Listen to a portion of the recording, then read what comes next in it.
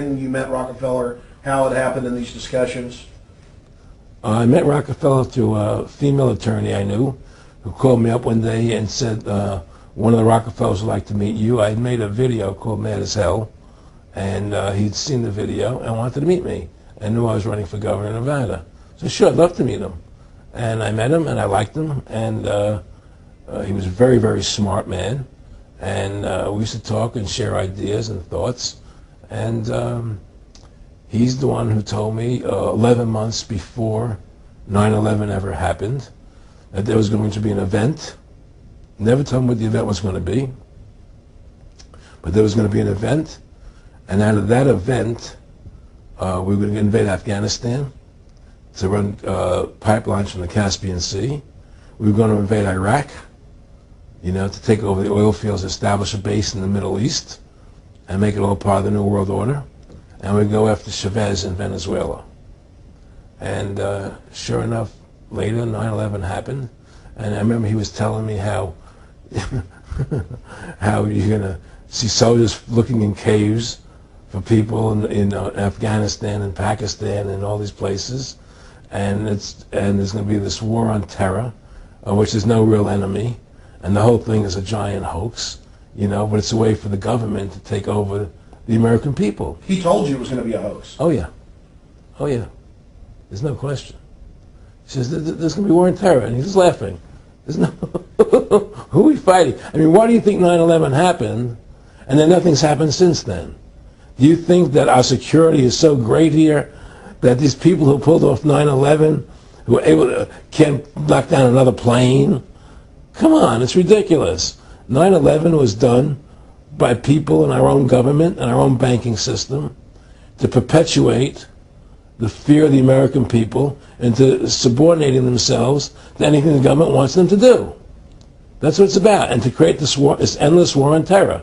And that's why and that was the first lie. And the next lie was going into Iraq, to get Saddam Hussein out with his weapons of mass destruction.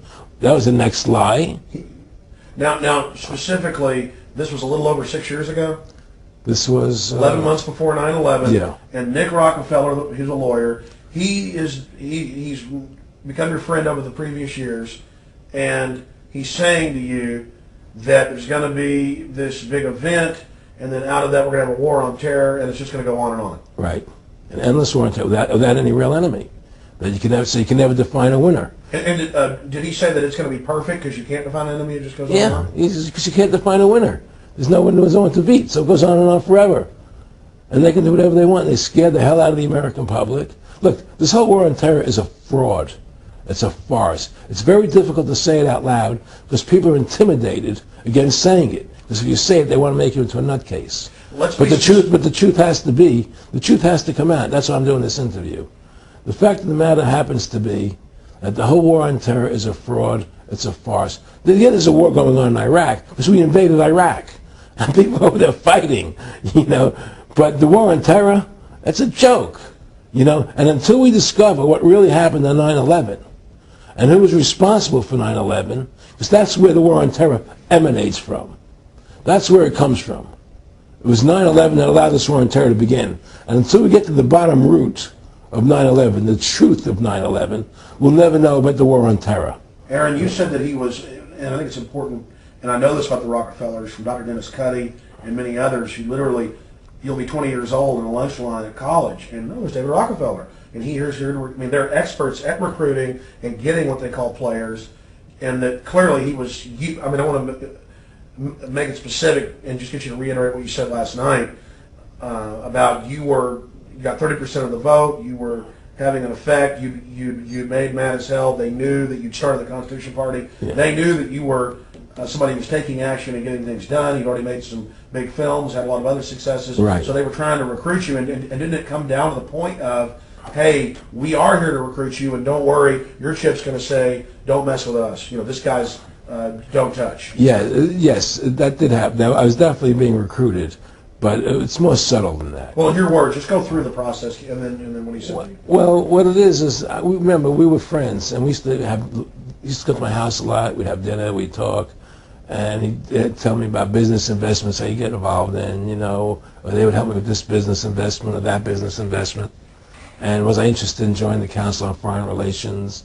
I would have to get a letter to join them, but was I interested in that? And just stuff, leading you on. And I used to say to him that I never really did that because that wasn't where I was coming from. As much as I like you, Nick, your ways and my ways we're on the opposite side of the fence. I don't believe in enslaving people. And he would come back with, "Oh, I do." Or, well, it would be more like it's better for them. Well, it's more like how do I put it? It was like,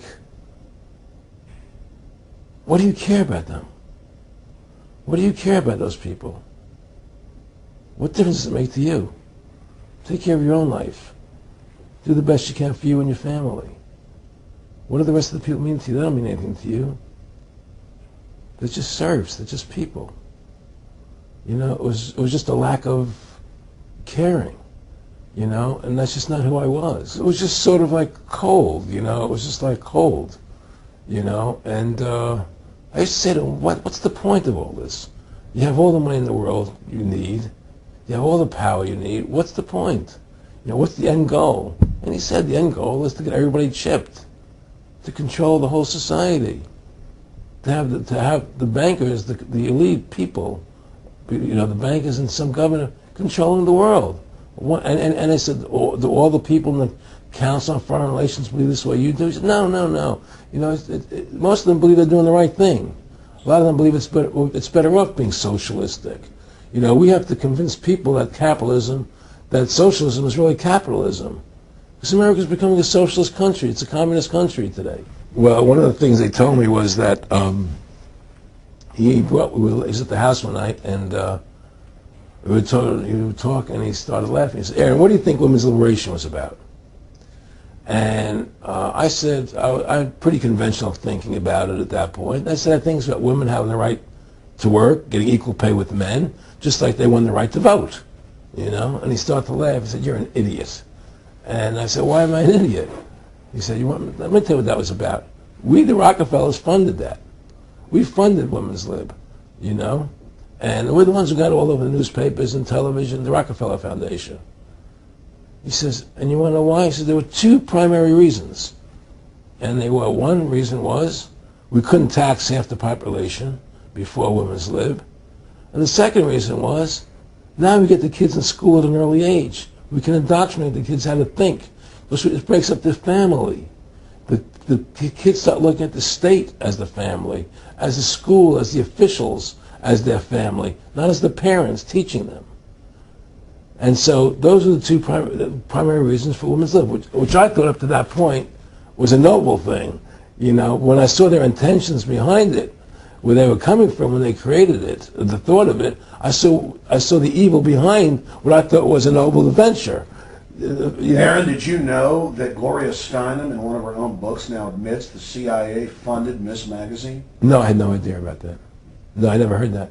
Yeah, we're going to... CIA funded Miss Magazine? Funded Miss Magazine with the stated goal of taxing women and breaking up the family. No kidding.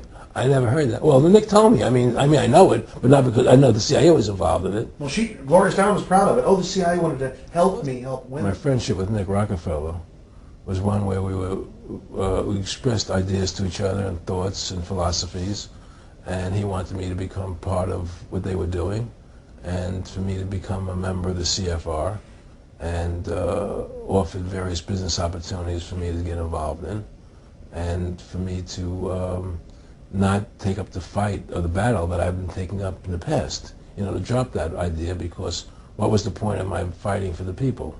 I was a guy who was very successful in the movie business, and I saw the truth of what was happening.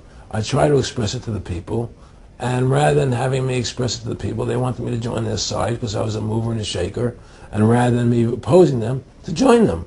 It was real simple, and he tried to recruit me into that situation, and I didn't go for it. Did he get angry when you didn't go for it? No. And, it's like, I remember one time he said to me, "You join us so you have an ID card, Aaron, you have a chip, and your chip will say KMA on it. And I said, what does KMA mean? He said, it means kiss my ass. And anybody stops you, a cop or whatever, and you show them your card or your chip, and they'll know to leave you alone because you're one of us, you know. And why are you fighting for the people for? What is that about? The people are just, they have to be ruled. They have to be, the Constitution. What you're standing for is only for a few people. It's only a few individuals that can live that way. And we believe that it's best for society to be ruled by an elite people who control everything. And I said, I don't believe that. I believe God put me on this earth to be the best person I could be, and put everybody on this earth to be the best they could be, not to be a slave and a sheep to you and these people. And I don't understand why you want to control everything. What is the need for that? And I asked them, do all the people in the Council of Foreign Relations feel the same way you feel? He said, no, a lot of them think they're doing the right thing. They think that socialism is the best way to go. They think that, that they're doing the right thing. But the people at the top, they all know the truth of what's happening. And that's what it is. So it's compartmentalized within the elite structure as well. Of course it is. Of course it is. I mean, all the people that are in the CFR, was that 2,000-3,000 people have to go to, like Dan Rather. They don't know what's going on. They join the CFR because it's prestigious. They think it's good for business, it's good for this. They don't know what's really happening. The evil that comes out of it, that's emanating out of it. And to me, the biggest evil is what's happening right now, because what happened on 9/11 is a phony. And we've never learned the truth about 9/11. That's the question I wanted to follow up on. He tells you 11 months before there's going to be an event, all this is going to happen. What did you think on the morning of 9/11? Where were you, and did you think about Nick Rockefeller and what he had told you when you saw those towers fall? No, I was actually in Tahiti when 9/11 happened, and I got a call from my son. And my son said, the Twin Towers, they were just attacked, and they were falling down or something. So what are you talking? I was in Tahiti, I was asleep. And he says, yeah, they were hit by a plane, da da da. And so where I lived, where I was in Tahiti, there was no television, so I had to run the other side of the island to a hotel where they had, and it was all on television, and that's when I first saw the stuff on TV about it. And I didn't immediately equate it to Nick, but when I realized that we're going to go into Afghanistan, Iraq, and as that developed, I realized what it was. I mean, Nick and I discussed many things. One of the things we discussed, or he brought up in conversation, was reducing world population, and felt that there were too many people in the world. In a way, I agree. There are too many people in the world, but I don't think I have the authority to say who's going to die and who's not going to die, But they felt that they wanted to reduce world population, and he felt that it should be reduced by half. He even mentioned to me once they were having a real problem trying to solve the Israel-Palestinian problem. And he talked to me once about they were playing with the idea of bringing Israel to Arizona. And taking all the people from Israel and giving everybody $1 million and setting up Israel in the state of Arizona. Unbelievable.